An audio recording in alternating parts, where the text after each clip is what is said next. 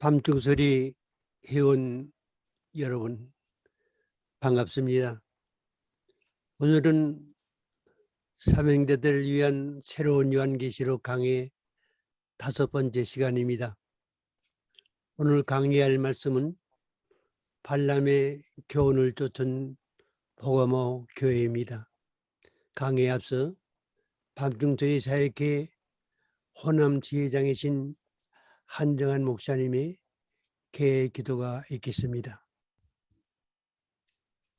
거룩하신 하나님 아버지, 인류 종말에 영원한 복음을 증거하는 종들을 일깨우기 위하여 밤중소리 사역회를 창설하게 하시고 민병성 목사님을 통하여 많은 지혜롭고 충성된 종들을 양성하게 하여 주심을 감사드립니다. 아멘. 코로나로 인하여 줌으로 전 세계 많은 하나님의 종들에게 종말에 있을 하나님의 뜻을 전하게 하여 주심을 감사드립니다. 아멘. 많은 하나님의 종들이 밤중소리 사역회 민명성 목사님의 줌 강의에 참여하여 두 증인의 사명을 잘 감당할 수 있도록 하나님 역사하여 주시옵소서. 아멘. 거룩하신 하나님 아버지, 오늘 강의하실 민병성 목사님을 붙잡아 주시어 피곤치 아멘. 않게 하시고 아멘. 능력을 더하여 주시어 중 강의를 듣는 저희들에게 발람의 교훈을 쫓는 버가모 교회를 잘 깨닫게 하여 주시어 마지막 아멘. 때 하나님께로부터 책망받은 종들과 교회들이 되지 않도록 역사하여 주시옵소서. 아멘. 지금은 처음 시간입니다. 마치는 시간까지 성령님 함께하여 주시옵시고 아멘. 모든 영광 하나님께 돌리는 귀한 시간 되게 하여 주시옵소서. 아멘. 감사드리며 예수님의 이름으로 기도드리옵나이다. 아멘. 아멘. 오늘 본문 요한계시록 2장 12절로 17절 말씀을 보시겠습니다. 보고모 교회 사자에게 편지하라. 자위의 낯선 검을 가지신 이가 일세 네가 어디에 사는지를 내가 아노니 거기는 사탄의 권자가 있는 데라. 네가 내 이름을 굳게 잡아서 내 충성된 증인 안디바가 너희 가운데에 곧 사탄이 사는 곳에서 죽임을 당할 때에도 나를 믿는 믿음을 저버리지 아니하였도다. 그러나 네게 두 가지 책망할 것이 있나니 거기 네게 발람의 교훈을 지키는 자들이 있도다. 발람이 발락을 가르쳐 이스라엘 자손 앞에 걸림돌을 놓아 우상의 제물을 먹게 하였고 또 행음하게 하였느니라. 이와 같이 네게도 니고라 땅의 교훈을 지키는 자들이 있도다. 그러므로 회개하라. 그리하지 아니하면 내가 네게 속히 가서 내 입의 검으로 그들과 싸우리라. 귀 있는 자는 성령이 교회들에게 하시는 말씀을 들을지어다. 이기는 그에게는 내가 감추었던 만나를 주고 또 흰돌을 줄 터인데 그 돌 위에 새 이름을 기록한 것이 있나니 받는 자밖에는 그 이름을 알 사람이 없느니라. 아멘. 아멘. 지난 시간 우리는 생명의 멸류관을 약속받은 서문화 기회를 공부했습니다. 오늘은 7교회 중 3번째로 복음화 기회를 배우면서 종말의 발람과 니고당의 교훈을 따르는 교회가 많이 나타난다는 사실에 경계하면서 우리는 어떤 자세로 우리들의 교회를 이 같은 발람과 니고당의 교훈에서 지켜야 할 것인가에 대한 교훈을 받으려고 하는 것입니다. 복음화 교회는 소아시아 지역의 산재에 있는 7교회 중 가장 윗자리에 자리 잡고 있습니다. 복음화 교회는 교회가 세워진 뚜렷한 기록은 없지만 사도 바울에 의해 복음이 전파된 것으로 알려져 있습니다. 순교자 안디바의 한때 순교적 교회의 모습을 보여준 사실을 본문에서 찾아볼 수 있습니다. 복음화는 주전 130년경에 로마의 식민지가 된 도시로 소시아 지역의 화려한 도시로 알려져 있습니다. 여기서 복음화 교회의 전물을 살펴보도록 하겠습니다. 주님은 복음화 교회의 좌우에 낯선 검을 가진 분으로 나타나셨습니다. 복음화 교회가 받은 칭찬은 참으로 놀라웠습니다. 복음화 교회 성도들은 그들 가운데 믿음의 지도자인 안디바가 순기하는 자리에서 신앙을 굽히지 않고 믿음을 지켰습니다. 그런데 복음화 교회는 발람과 니고라당의 교훈을 지키는 자들이 있다는 책망을 듣게 되었습니다. 복음화 교회는 이 일로 회개하라는 주님의 경정을 들었습니다. 만약 그들이 회개하지 아니하면 주님께서 내 입의 검으로 그들과 싸우리라는 경종을 주신 것입니다. 그러나 이기는 자에게는 감추었던 만나를 주고 흰돌을 줄 것이라고 약속하셨습니다. 8절에서 복음화 교회에 나타나신 주님의 모습에 대해 좌우의 낯선 검을 가지신이라고 말씀해 주고 있습니다. 주님은 낯선 검으로 역사하시는 분입니다. 주님은 우리의 심령 속에서 낯선 검으로 역사하십니다. 히브리서 4장 13절에서 하나님의 말씀은 살았고 운동력이 있어 좌우의 낯선 어떤 검보다도 예리하여 혼과 영과 및 관절과 골수를 쫓기까지 하며 또 마음의 생각과 뜻을 감찰하니 지으신 것이 하나라도 그 앞에 나타나지 않음이 없다고 하셨습니다. 이 낯선 검은 또한 주님의 입에서 나오는 심판의 무기로 작용하시는 심판의 검이 되는 경우도 있습니다. 계시록 9장 15절에서 그의 입에서 이한 검이 나오니 그것으로 만국을 치겠고 친히 저희를 철장으로 다스린다고 말씀하셨습니다. 그러면 왜 주님께서 복음화 교회에 이런 모습으로 나타나신 것입니까? 복음화 교회는 순교의 사명을 가진 교회입니다. 그런데 그들 가운데 들어온 잘못된 교리로 교회가 세속화되어 가고 있었기 때문입니다.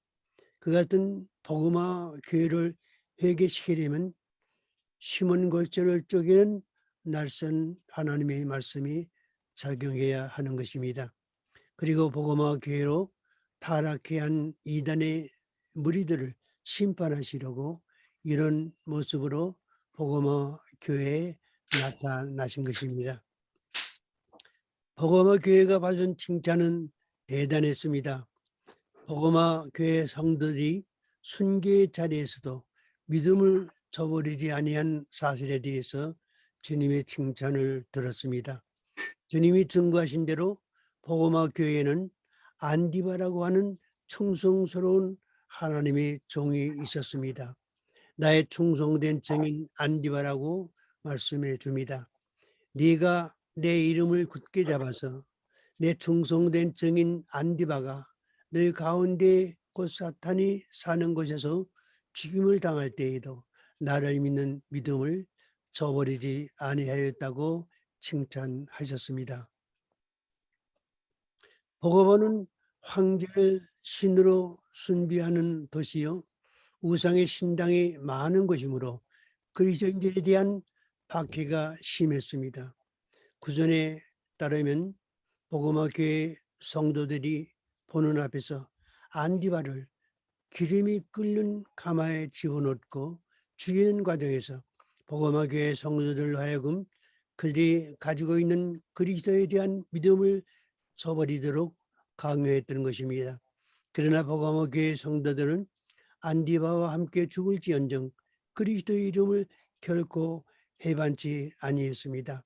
그들의 이런 신앙이야말로 최고 최상의 신앙으로 주님의 칭찬을 받을 만한 것입니다. 그리스도의 이름을 시인하는 신앙은 구원의 필수적입니다. 예수님은 누구든지 사람 앞에서 나를 부인하면 나도 하늘에 계신 내 아버지 앞에서 저를 부인하리라고 하셨습니다. 부인하면 그 사람은 어떻게 되는 것입니까? 천국 입성이 거부되는 것입니다. 인류의 마지막 두 재림의 시기는 저 그리스도에 의한 교회의 핍박이 최절정에 이르게 되는 그런 시기입니다.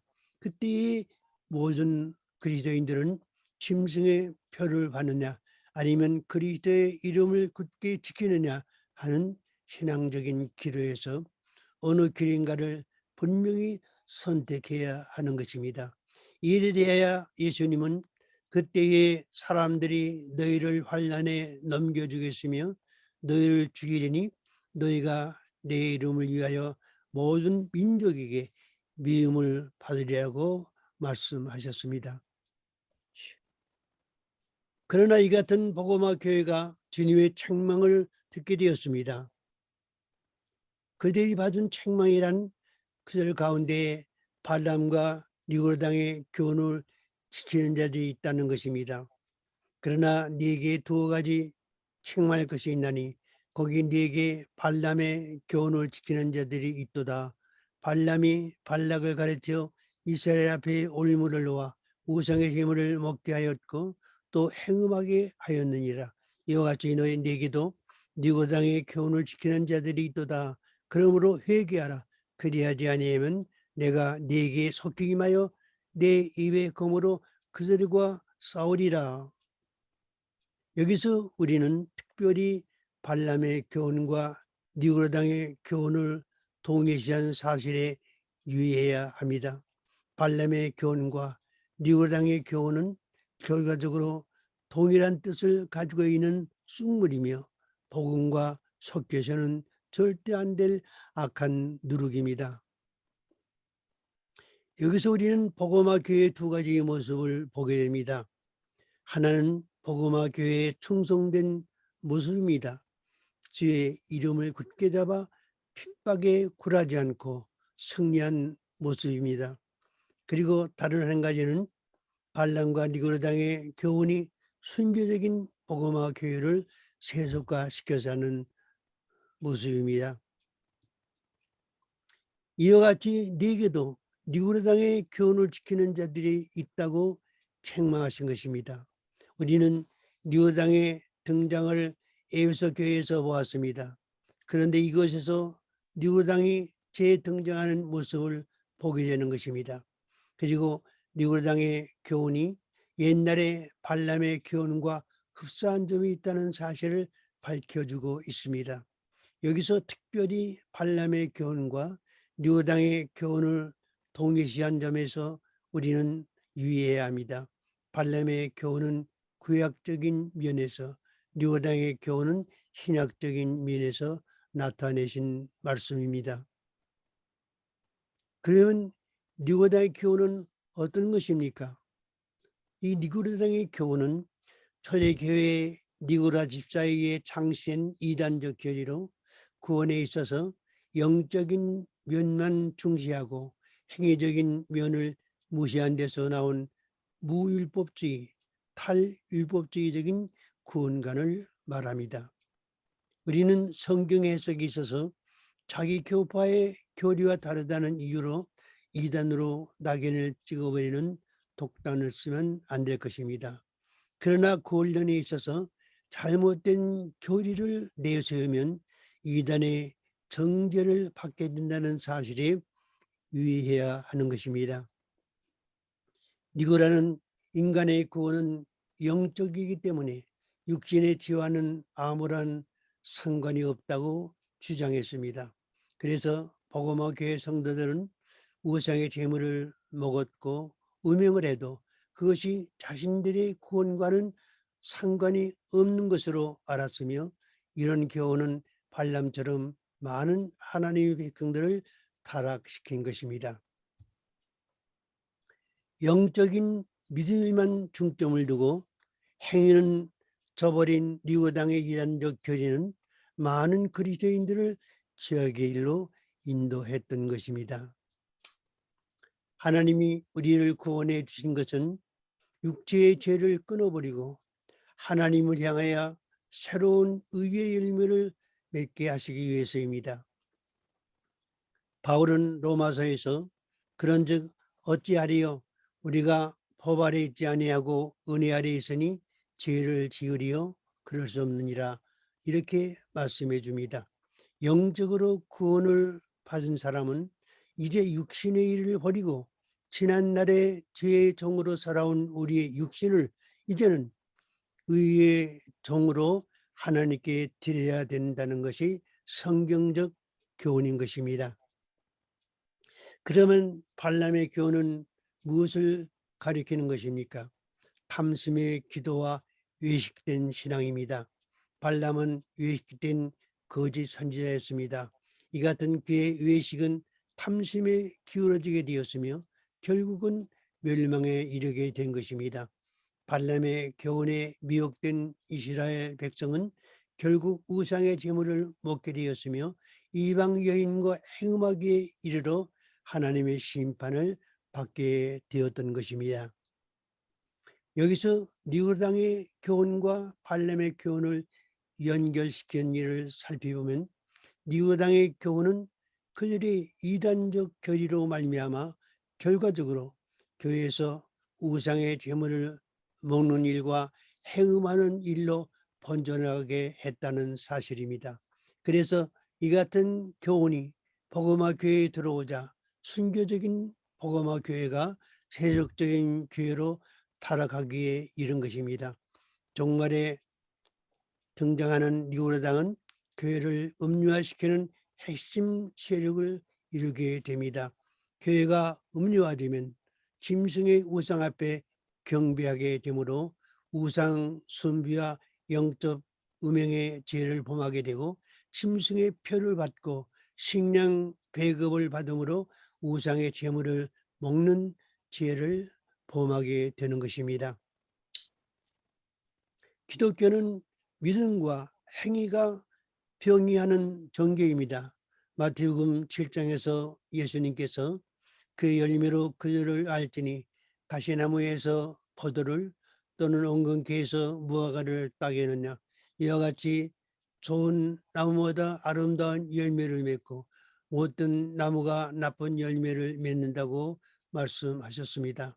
야고보 사도는 야고보서에서 행함이 없는 믿음은 그 자체가 죽은 믿음이라고 말씀해 주고 있으며 로마서 7장 4절에서 그리스도의 몸으로 말미암아 율법에 대하여 죽임을 당하였으니 이는 다르니 곧 죽은 자 가운데서 살아나신 이에게 가서 우리로 하나님을 위하여 열매를 맺히게 하려 함이라고 말씀해 주므로 성경은 구원에 있어서 믿음과 행위를 분리시키지 않고 있다는 사실을 알게 됩니다. 그리스도인들이 죄를 범했다고 구원에서 떨어지는 것은 아닙니다. 로마서 3장 28절에서 그러므로 사람이 의롭다 하심을 얻는 것은 율법의 행위에 있지 않고 믿음으로 되는 줄 우리가 인정하느라고 말씀해 줍니다.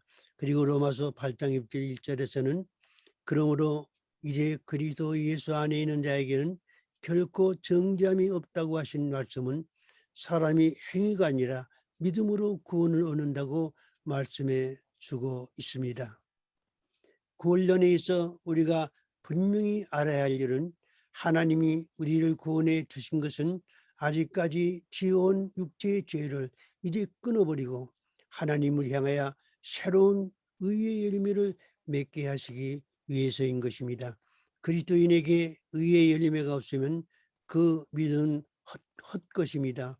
바울은 로마서에서 영적으로 구원에 이른 사람은 이제 육신의 일을 버리고 지난날에 죄의 종으로 살아온 우리의 육신을 이제는 의의 종으로 하나님께 드려야 된다고 말씀해 주고 있습니다. 그러면 여기서 우리가 그리스도인의 신앙생활은 어떠해야 하는가에 대해 몇 가지로 알아보도록 하겠습니다. 첫 번째로 그리스도인은 죄에 대해서 죽은 자가 되어야 합니다. 로마서 6장 6절에서 우리가 알거니와 우리의 옛사람이 예수와 함께 십자가에 못 박힌 것은 죄의 몸이 죽어 다시는 우리가 죄에게 종노릇하지 아니하려 함이라고 말씀해 주고 있습니다. 다음에 그리스도인들은 이 세상을 따르는 세속적인 생활에서 벗어나야 합니다.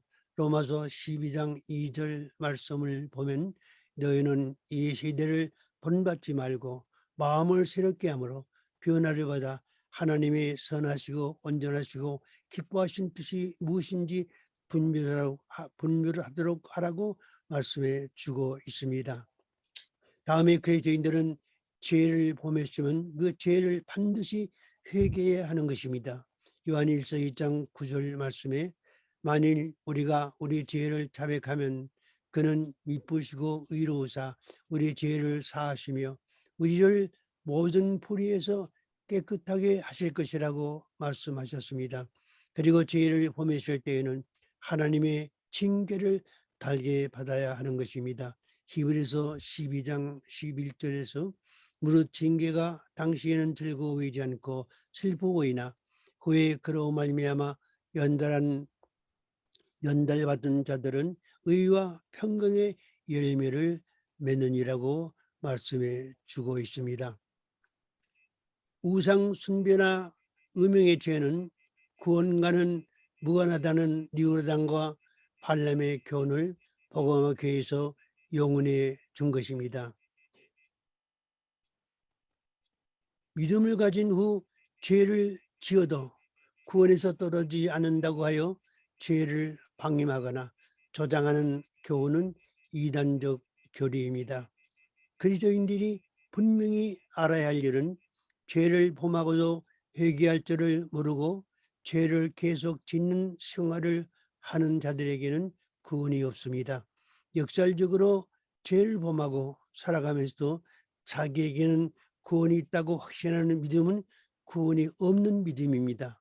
이런 사람들을 가리켜 성경에서는 양심에 화인 맞은 자들이라고 말하는 것입니다. 발람의 교훈이란 정욕과 탐심에서 오는 미혹인데 니고당의 교훈은 이런 미혹을 교회 안에 번지게 함으로써 교인들로 우상 숭배와 음행의 죄의 유혹을 받게 했으며 복음화 교회는 이런 주장을 용납하고 또 묵인하는 것입니다. 여기서 발람의 교훈과 니고당의 교훈을 간추려 말하면 발람의 교훈이란 이스라엘 저주에 실패한 발람이 이스라엘 청년들로 미혹해 하여 우상의 제물을 먹게 하였고 모압 여인과 행음하게 술수를 쓴 것입니다. 그 결과 그들은 하나님의 심판을 받게 되었던 것입니다. 니고당의 교훈은 복음화 교회 성도들을 미혹하여 발람의 교훈으로 이스라엘로 우상 숭배와 음행죄에 빠져들게 한 그 길을 답습하게 한 것입니다. 복음화 교회에 니고당의 교훈이 들어와 이단적인 교리를 용납하자 이런 발람의 교훈에 빠져 주님의 심판의 경정을 받게 되는 것입니다. 정말 교회에 니고당의 교훈이 들어오면 음료교회에 빠지게 되고 침세의 교훈을 따르게 되는 것입니다. 여기서 니고당의 교훈과 발람의 교훈을 연결시킨 일을 살펴보면 니고당의 교훈은 그들의 이단적 교리로 말미암아 결과적으로 그 당시 복음화 교회 안에 우상의 제물을 먹는 일과 행음하는 일로 번져 나가게 했던 것입니다. 육체의 죄와 구원과는 아무런 관계가 없다는 교훈은 사람으로 우상의 제물과 행음하는 일에 대해 죄의식을 갖지 않게 하였던 것입니다. 그래서 이 같은 교훈이 복음화 교회를 세속화시켰으며 순교적인 교회가 세속화된 교회로 타락하기에 이르렀습니다. 종말에 등장하는 니고라당은 교회를 음료화시키는 핵심 세력을 가리킵니다. 복음화 교회에 대한 주님의 권면과 경종이 나옵니다. 주님은 복음화 교회를 사랑하십니다. 그러므로 그들이 계속적인 신앙으로 타락하는 것을 원치 아니하십니다. 그래서 주님은 그들을 향하여 그러므로 회개하라. 그리하지 아니하면 내가 속히 임하여 내 입의 검으로 그들과 싸우리라고 말씀하셨습니다. 복음화 교회는 니고당의 교훈을 용납하였던 일을 회개해야 합니다. 잘못된 교리는 결코 용납해서는 안 됩니다. 교회는 진리의 터전이지만 악한 누룩이 들어오면 급속히 퍼집니다. 적은 누룩이 온 동에 퍼져 복음화 교회 전체가 더러워지게 되는 것입니다. 그리고 복음화 교회는 니고당의 교훈을 따른 자들을 관용한 일에 대해 회개해야 합니다. 음행과 우상 숭배는 교회에서 결코 용인해서는 안 되는 죄악입니다.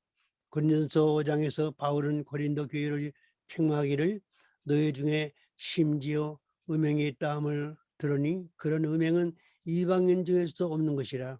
그리하고도 너희가 오히려 교만하여져서 어찌하여 통한이 여기지 아니하고 그 일 행한 자를 너희 중에서 쫓아내지 아니하였느냐. 너희가 잘하는 것이 옳지 않다고 책망하고 있는 것입니다. 16절에서 그러므로 회개하라. 그리하지 아니하면 내가 네게 속히 가서 내 입의 검으로 그들과 싸우리라고 경종하셨습니다. 복음화 교회는 발람의 교훈을 따른 데서 온 악의 열매인 우상의 제물을 먹고 음행한 죄에 대해서 회개해야 하는 것입니다. 비록 소수의 동참자가 있었다 해도 약한 누룩은 곧 온 덩어리에 퍼질 것이기 때문에 회개함으로 그 줄기를 빨리 끊어야 하는 것입니다. 만약 이들이 회개하지 않거나 회개하는 일에 머뭇거린다면 이들은 주님의 입으로 나오는 검과 싸워야 합니다. 이 싸움은 이 세상을 심판하시는 주님의 재림과의 싸움이며 주님을 대적하는 최종적인 싸움이기 때문에 다시는 회개할 기회가 주어질 수 없는 것입니다. 이들이 회개하려면 먼저 올바른 하나님의 말씀으로 무장해야 합니다. 진리의 복음이 아닌 다른 복음을 따랐던 일에 대하여 회개하고 진리의 말씀에 굳게 서야 합니다. 이들의 회개에는 아직까지 맺은 세속적인 생활의 열매 대신 새로운 열매, 말씀에 순종하는 열매를 맺어야 하는 것입니다. 주님은 복음화 교회에게 이기는 자에게 주시는 상급에 대해서 두 가지로 약속하셨습니다. 하나는 감추어진 만나를 주시고 또 다른 하나는 힌도를 주시겠다고 하셨습니다. 계시록 2장 17절에서 귀하는 자는 성령이 교회들에게 하시는 말씀을 들을지어다. 이기는 그에게는 내가 감추었던 만나를 주고 또 힌도를 줄 것이라고 하신 것입니다. 감추었던 만나는 하나님의 복궤 안에 들어있었던 그 망아리 속에 만나를 의미합니다. 이것은 하늘의 떡으로 곧 우리의 영원한 영생을 상징하는 표현입니다. 예수님은 만나는 것 하늘의 떡임을 밝히시고 자신이 그 하늘의 떡으로 세상에 오신 일에 대해서 요한복음 6장에서 이렇게 말씀하셨습니다. 내가 곧 생명의 떡이니라. 너희 조상들은 광야에서 만나를 먹었어도 죽었거니와 이는 하늘에서 내리는 떡이니 사람으로 하여금 먹고 죽지 아니하게 하는 것이니라. 나는 하늘에서 내려온 살아있는 떡이니 사람이 이 떡을 먹으면 영생하리라. 내가 줄 떡은 그 세상의 생명을 위한 내 사진이라 하시니라. 그러므로 감추었던 만나는 영생을 보장하시는 축복이라고 보겠습니다. 복음화 교회에 이긴 자들에게는 감추었던 만나와 더불어 흰돌을 주실 것이라고 하셨습니다.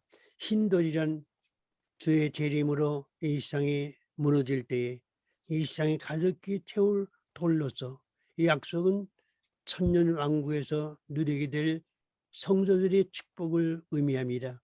다니엘서 2장에 계시된 뜨인돌과 흰돌은 주 재림으로 인한 세상의 심판과 천년 왕국의 도래에 대한 계시로 대단히 중요한 의미를 가지고 있는 것입니다.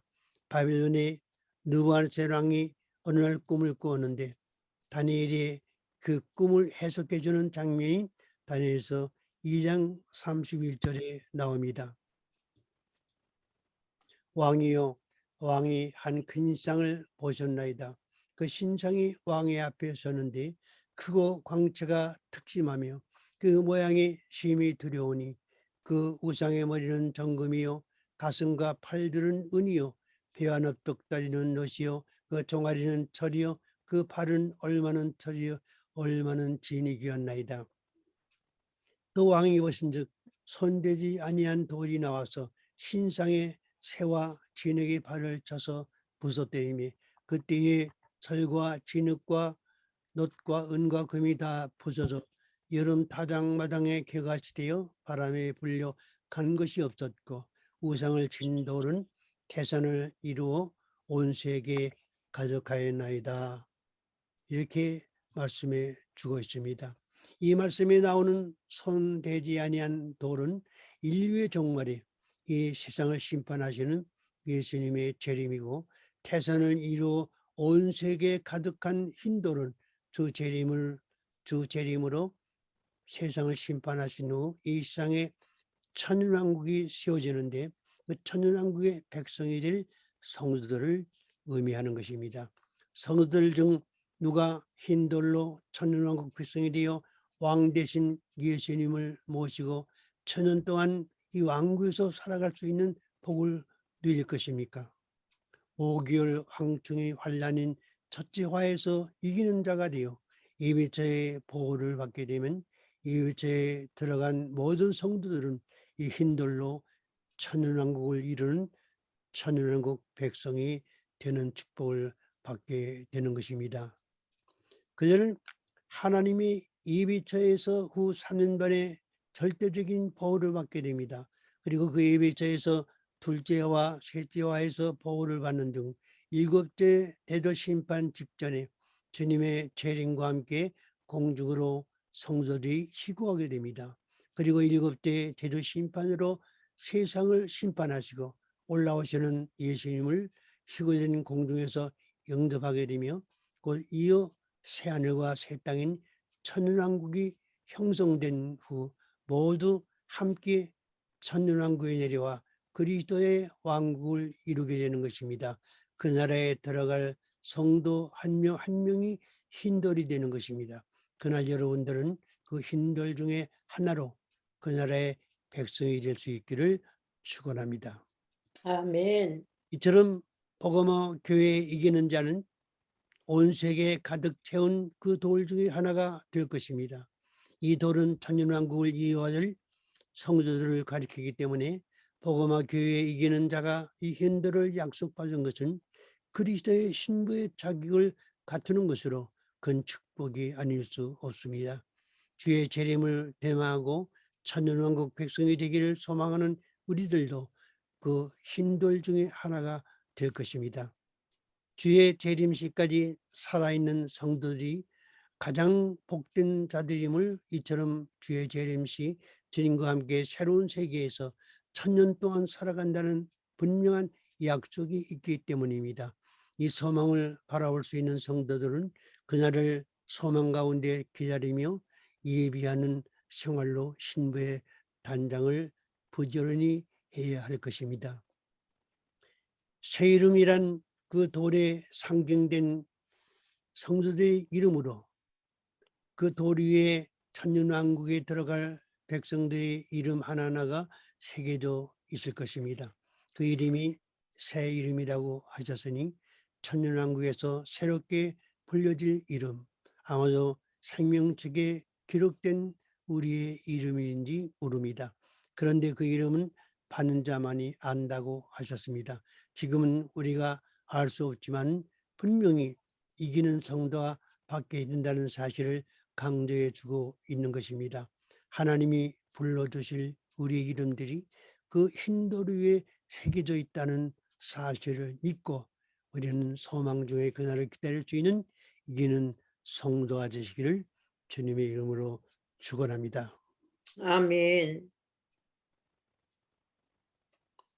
밤중소리 사역회는 성도들에게 예언의 말씀으로 무장시켜 닥쳐올 대환란에서 건져내고 천년왕국의 축복을 누리게 하려는 사명을 가지고 2006년도에 발족한 사명자들의 모임입니다.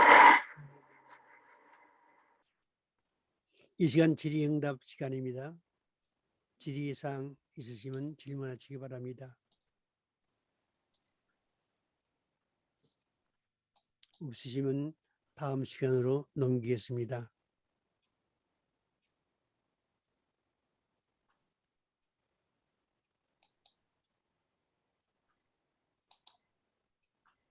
잠깐 기도하시겠습니다. 하나님 감사합니다.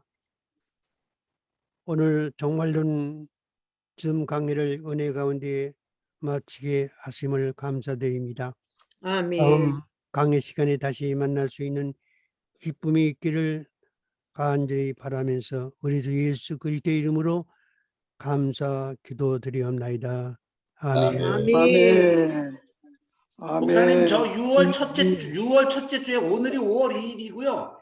네. 6월 첫째 아. 주를 광고를 다음 네. 2020년은 5월 첫 주라고 잘못 올리셨어요. 예, 잘못 올렸군요. 6월 첫째 주, 6월 첫째 주가 6월 6일. 6월 6일입니다. 네, 죄송합니다. 현충일인데 괜찮을까요? 공휴일? 뭐 집에서 쉬는 시간도 괜찮겠죠. 예. 수고하셨습니다. 뭐 감사합니다. 감사합니다. 수고하셨습니다. 감사합니다. 수고하셨습니다. 아유, 고맙습니다. 안녕하세요. 아이, 목사님 안녕하세요.